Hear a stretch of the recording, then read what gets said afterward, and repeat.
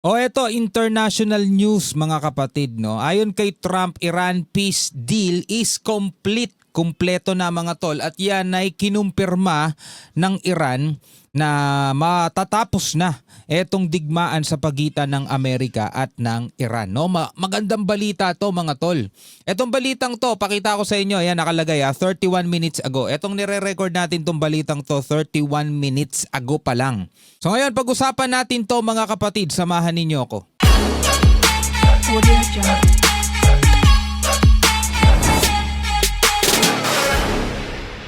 Alright, bago natin to simulan, kung bago ka pa lamang dito sa ating YouTube channel at trip mo yung mga ganitong klaseng reaction video and commentary about sa iba't ibang mga kaganapan sa loob at labas ng ating bansa, huwag mo kalimutan mag-subscribe, click mo na rin ang notification bell para ma-notify ka whenever na may mga bago tayong reaction video tulad nito. At kung ikaw naman ay nanonood sa FB, syempre huwag mo rin kalimutan mag-follow and like mga tol.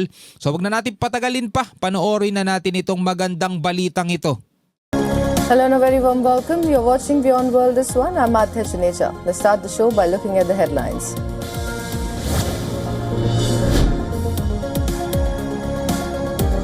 The US and Iran say they have reached an agreement to end the war. Both sides have agreed to stop fighting on all fronts, which also includes Israel in Lebanon. Kaso ang problema mga tol, kini-question ngayon ng Iran ang kakayanan ng Amerika na talaga bang kaya nilang panatilihin ang kapayapaan dito sa gitnang silangan. Lalo pat ngayon mga tol, may mga isinagawang panibagong pag-atake ang Israel laban sa grupong Hezbollah dito sa Beirut. No, at ito nga, itong footage na to na ipinapakita mula rito sa IDF, no? Well, the official signing ceremony will be on June 19th in Switzerland.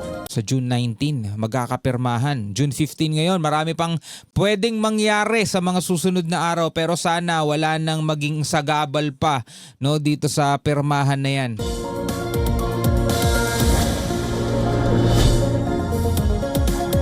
Iran confirms immediate and permanent end to the war and military operations on various fronts. Deputy Foreign Minister Kazim Garibabadi says negotiations for a final deal will be held during a 60-day period.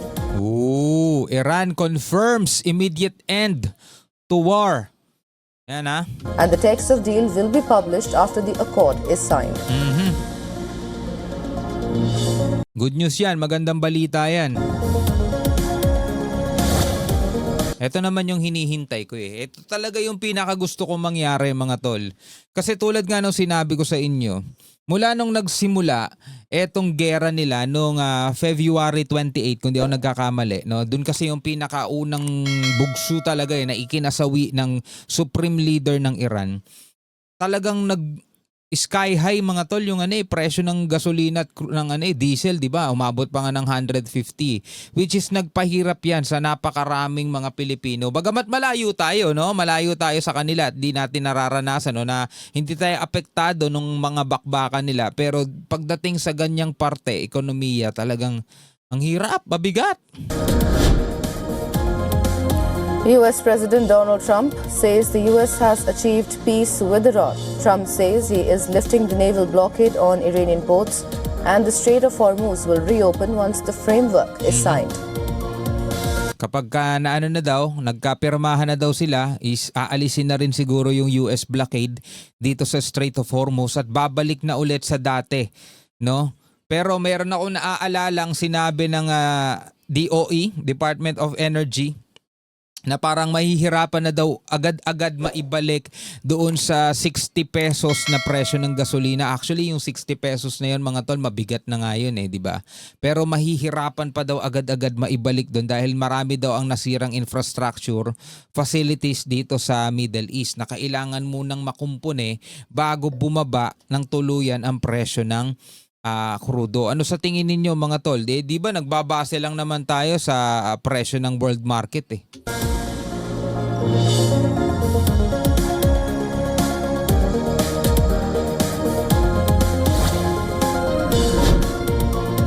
Britain, France, Germany and Italy welcome the agreement to end the West Asia war, say they are prepared to lift sanctions imposed on Iran in response to clear verifiable steps on its nuclear program. Oh, UK, others ready to lift Iran sanctions.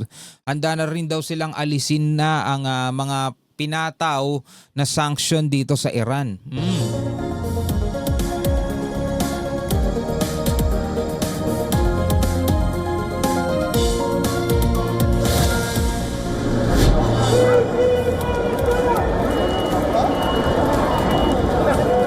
Violence breaks out on the sidelines of an anti-G7 demonstration in Geneva. Cars set on fire as protesters march through the city center. Images show vehicles engulfed in flames while nearby buildings bear smashed windows and shards of broken glass litter the ground. Protesta sa Geneva. Laban sa G7. Etong G7 binubuo yan ng nung Amerika, kasama Amerika dyan at saka iba pang malalakas na nasyon.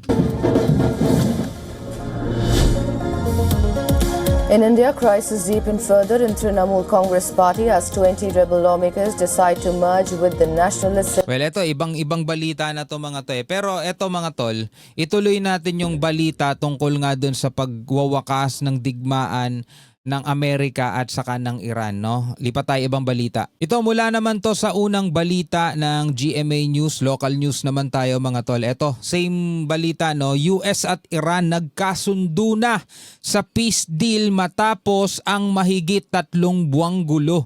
So ito nga yung good news para sa ating lahat, no? Panoorin natin to. Tapos ang mahigit 3 buwan na gulo, may naisapinal ng peace deal sa pagitan ng Iran at Amerika. Salamat Ayon naman. po yan kay Pakistan Prime Minister Shehbaz Sharif na nagsisilbing mediator ng dalawang bansa.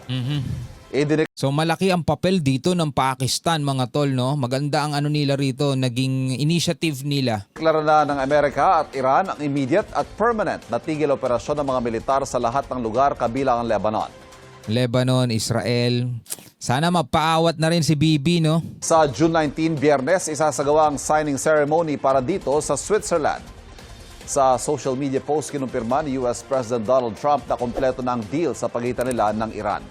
Ipinag-utos niya rin ang agarang pagpapatupad ng toll-free at pagbubukas ng Strait of Hormuz at ang pagpapaalis ng US naval blockade doon. Yun nga, no? Tatapusin na ang US naval blockade. Aalis na sila dyan.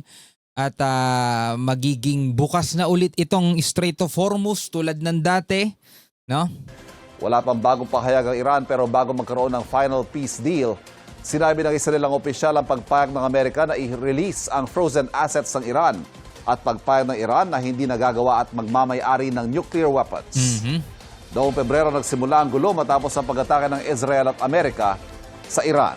So yun nga, February 28 yun mga tol, nung umatake ang Amerika at ang Israel. Pero tulad nga nung napanood nating ibang balita, no, may panibagong pag-atake ang Israel dito sa Beirut, which is sana kapag napirmahan na o sana hindi na yan maging sagabal pa sa pagpirma nitong dalawang bansang ito, nitong US at Iran dito sa kanilang permanent peace deal.